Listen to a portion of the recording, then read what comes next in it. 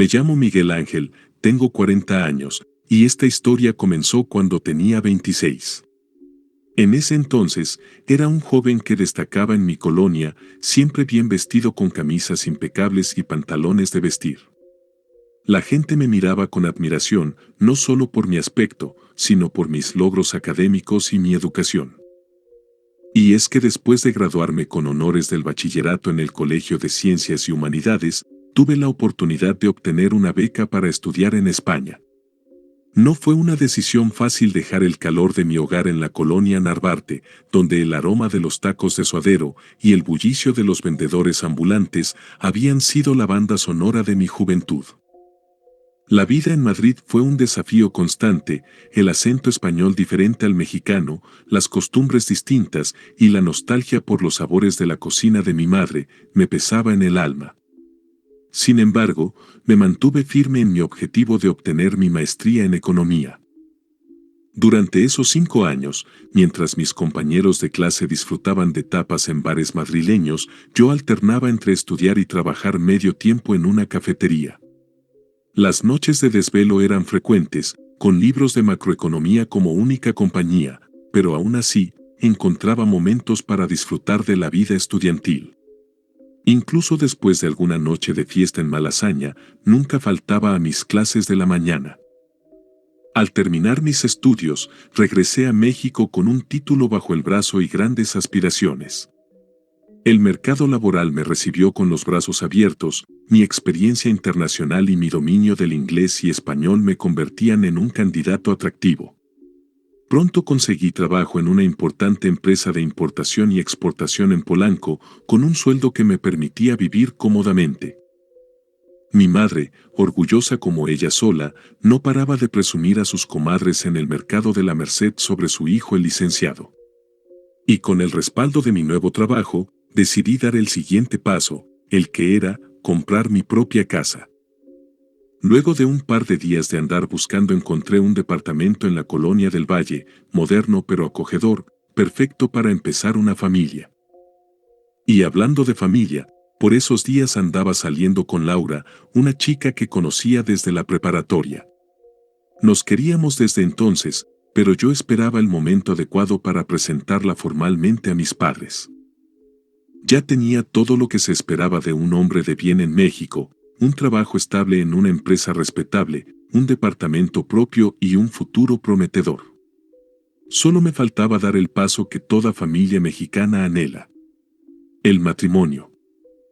Laura, quien trabajaba como maestra en una primaria de la colonia Roma, me insistía cada vez más. Sus padres, una familia tradicional de Coyoacán, empezaban a preocuparse por la tardanza en formalizar nuestra relación. Entonces, un domingo, después de una comida familiar, decidí hablar con mis padres.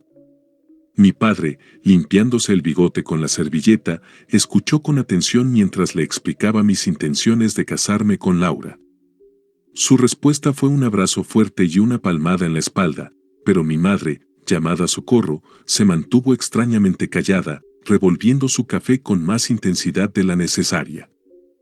«Hijo, ¿pero qué sabes tú de su familia?», me cuestionó mi madre mientras levantaba los platos de la mesa. «Apenas los conocemos, y en estos tiempos hay que ser muy cuidadosos». Sus palabras escondían algo más que preocupación maternal, pero en ese momento no supe interpretarlo. Como ustedes deben saber, la tradición mexicana dicta que la pedida de mano debe ser todo un acontecimiento, y así lo planeamos. Compramos todo lo necesario en el mercado de Jamaica: flores, frutas para las canastas y los mejores dulces típicos. Mi madre me acompañaba en cada preparativo, aunque siempre con un gesto de preocupación que intentaba disimular tras consejos sobre el presupuesto. Antes de la pedida de mano, organizamos una fiesta familiar en casa de mis tíos en la colonia Doctores. El patio estaba lleno de familia, el aroma a barbacoa y consomé llenaba el aire, y la música de Vicente Fernández sonaba de fondo. Fue ahí donde noté algo extraño, y era que Susana, la hija adoptiva de mi tío Héctor, parecía particularmente afectada por el anuncio de mi compromiso. Susana, quien había llegado a la familia desde Oaxaca cuando era pequeña, siempre había sido callada y misteriosa, y ese día parecía serlo mucho más. Finalmente, llegó el día de la pedida y nos presentamos en casa de los padres de Laura en Coyoacán. Era una casona antigua con un hermoso patio central lleno de bugambilias y macetas con helechos.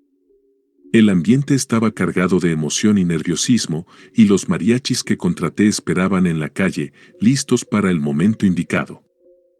Luego de unos minutos de plática entre las familias, mi padre, vestido con su mejor traje, y yo, nos pusimos de pie.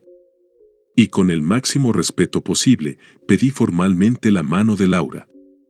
Mientras realizaba mi pedido, nuestras madres sollozaban de alegría y se secaban las lágrimas de emoción con sus rebozos. Finalmente, las familias acordaron la fecha de la boda y comenzaron los preparativos. Sin embargo, algo en el ambiente de mi propia casa había cambiado. Las visitas constantes de familiares traían consigo murmullos y miradas preocupadas. Muchos, especialmente del lado de mi madre, parecían no estar de acuerdo con mi matrimonio con Laura, aunque nadie se atrevía a decirlo directamente. El día de mi boda, amaneció con ese clima fresco y con un cielo tan azul que parecía pintado. Me duché y visité la barbería de Don Chuy, quien me conocía desde chamaco, y se esmeró especialmente en mi arreglo ese día. Al regresar a casa, el ambiente era una mezcla de fiesta y nerviosismo. Las tías corrían de un lado a otro con últimos detalles, mientras mi madre, vestida con un elegante traje, daba órdenes a diestra y siniestra. Fue entonces cuando Susana se acercó a desearme suerte. Llevaba un vestido verde jade que resaltaba su piel morena, pero había algo en su mirada que me inquietó, una mezcla de tristeza y algo más oscuro que no supe identificar. La ceremonia sería en la parroquia de la Santa Cruz, una iglesia colonial algo cercana. Las camionetas decoradas con flores de papel crepé blanco y moños esperaban afuera de la casa. El olor a copal y flores frescas se mezclaba con la emoción del momento. Los mariachis ya estaban listos para acompañarnos durante el trayecto. Al llegar a la iglesia, me quedé sin aliento al ver a Laura, su vestido blanco y el velo heredado de su abuela flotaba suavemente con la brisa de la tarde. Mientras caminábamos hacia el altar, los acordes del Ave María resonaban en las antiguas bóvedas de la iglesia. La recepción fue en una antigua hacienda en Tlalpan. Los jardines estaban iluminados con series de focos que colgaban entre los árboles como luciérnagas, y las mesas estaban decoradas con centros de flores de temporada y veladoras en vasos de talavera. La fiesta transcurría perfectamente, el mariachi alternaba con la banda sinaloense, los meseros no paraban de servir tequila y mezcal. Incluso mi madre, quien al principio se mostraba reticente, parecía haber cedido a la alegría del momento. Cerca de las 3 de la mañana, cuando la fiesta comenzaba a menguar, Laura y yo nos dirigimos a nuestro nuevo hogar, pero fue entonces cuando comenzó todo. Al cruzar el umbral de la puerta, sentí un mareo tan fuerte que tuve que sostenerme de la pared. Le pedí a Laura, quien aún llevaba puesto su vestido de novia, que me trajera un vaso con agua.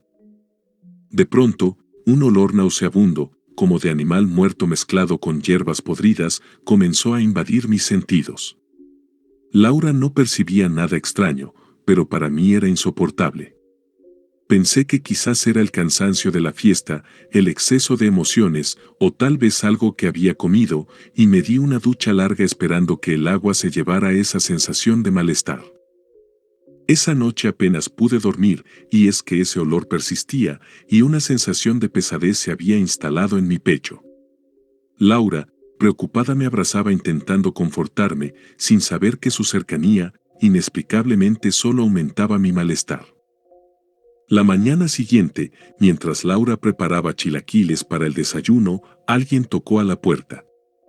Era mi madre, quien llegó con una charola de pan dulce y chocolate caliente, y venía a preguntar cómo había sido nuestra primera noche de casados. Obviamente, para que no se preocupara, mentí, diciendo que todo estaba perfecto, mientras el olor nauseabundo seguía atormentándome. Los días siguientes fueron un infierno disfrazado de vida cotidiana. El olor persistía, y nuestra relación comenzó a desmoronarse. Visitamos varios médicos en diferentes hospitales de la ciudad, el Hospital Español, la Clínica Londres, incluso curanderos de Coyoacán y sobadores de Xochimilco, pero nadie encontraba una explicación a mis males. Empecé a alejarme de Laura, y es que su presencia, que antes me llenaba de alegría, ahora me provocaba una inexplicable sensación de angustia. Prefería quedarme hasta tarde en la oficina, o irme a tomar unas cervezas con mi compadre Ramón en la cantina, que regresar a casa. Laura sufría en silencio, como tantas mujeres mexicanas que cargan su cruz sin decir palabra. Un día, durante una discusión particularmente fuerte sobre mi ausencia en casa, perdí el control. Jamás había sido un hombre violento, y mi padre siempre me enseñó que a las mujeres se les respeta. Pero ese día, algo oscuro se apoderó de mí y levanté la mano contra Laura. Después de esto, ella, con lágrimas en los ojos y una dignidad que me destrozó el alma, tomó su bolsa y se fue a casa de sus padres. Las siguientes semanas fueron un torbellino de negociaciones familiares. Laura se negaba a regresar a menos que buscáramos ayuda profesional, y su familia exigía una reunión con mis padres para discutir la situación. Mi padre accedió a acompañarme, pero mi madre se negó rotundamente, alegando una misteriosa migraña.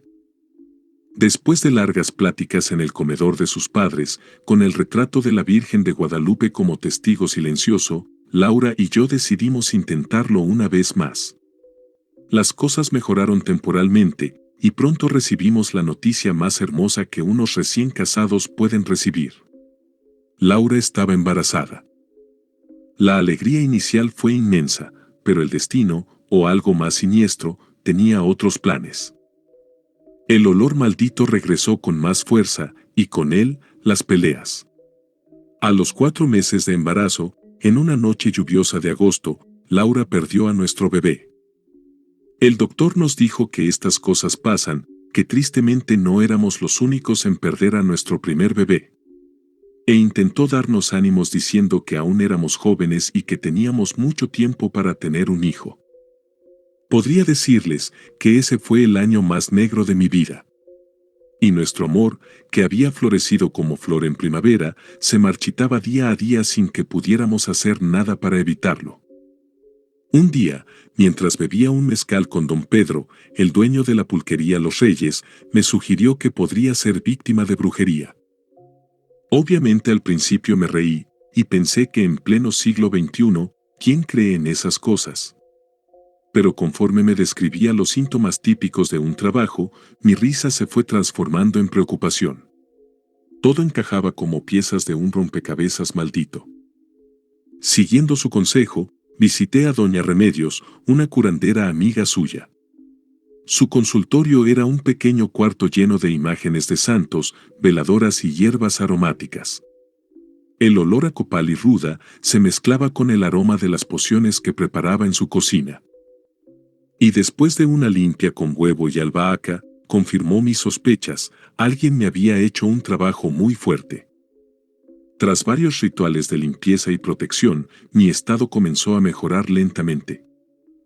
Pero tristemente, y aunque intenté arreglar las cosas, el divorcio con Laura fue inevitable. Ella ya había decidido mudarse a Monterrey, donde le habían ofrecido un mejor trabajo como maestra.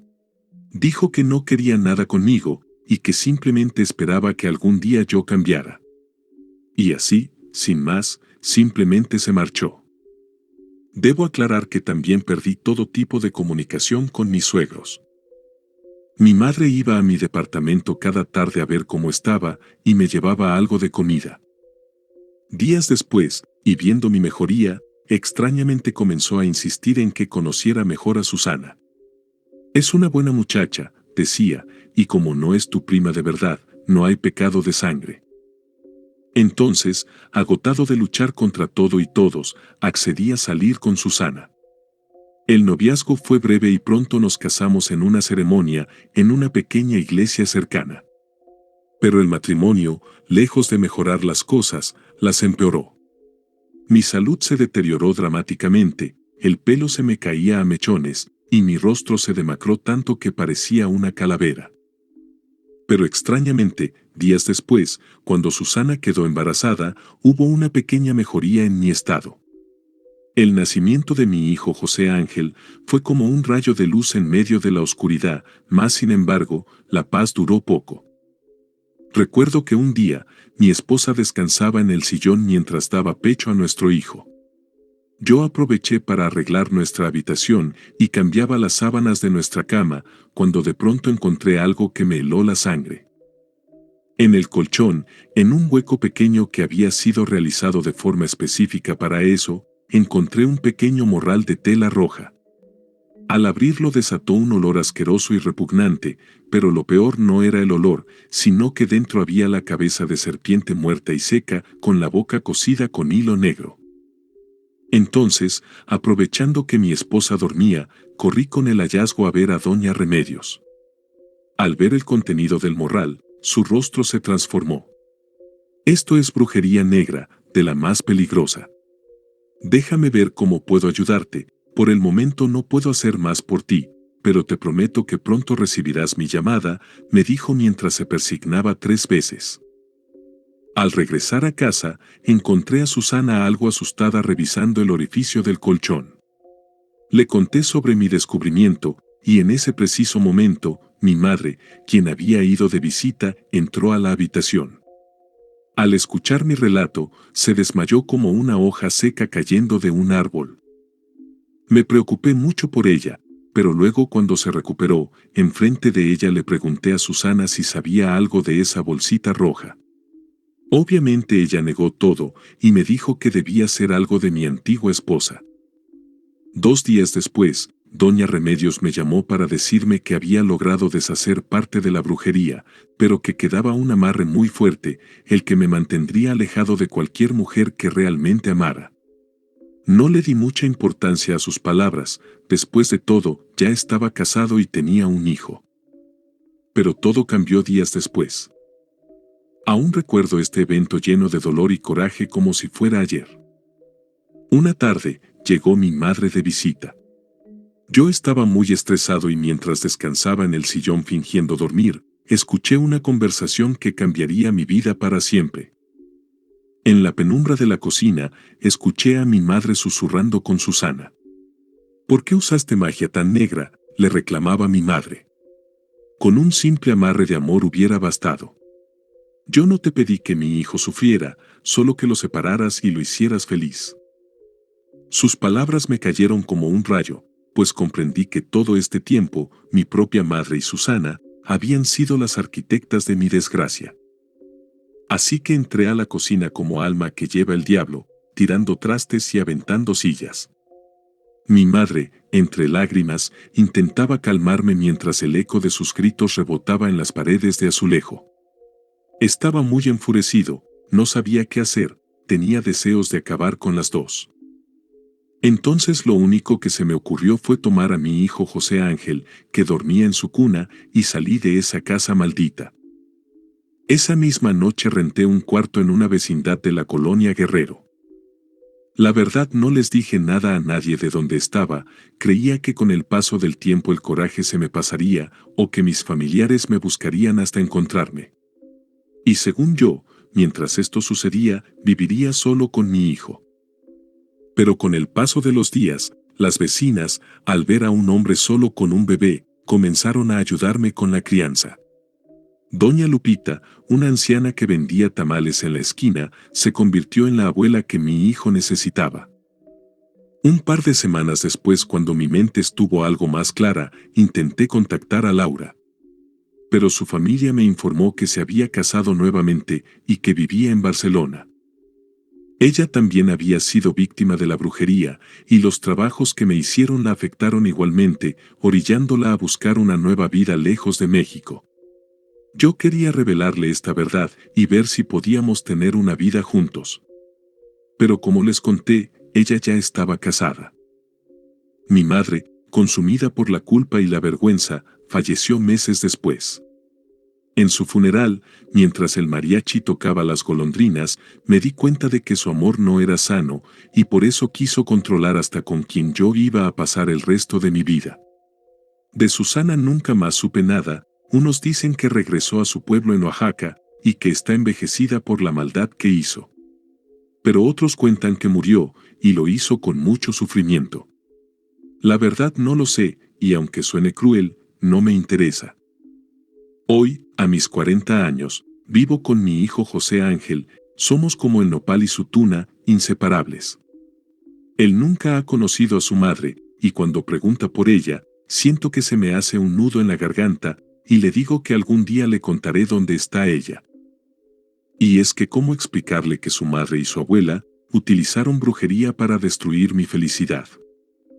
Esta fue mi historia. Estoy consciente de que faltan muchos detalles que contar y creo que para algunos incluso yo podría ser el malo de la historia. Pero deben entender que traté de simplificar mi vivencia lo mejor posible, pues si la cuento con detalles, saldría un libro de 100 hojas. Solo me resta decir que se cuiden de la brujería ya que puede acabar con tu felicidad e inclusive puede acabar con tu vida. Fin.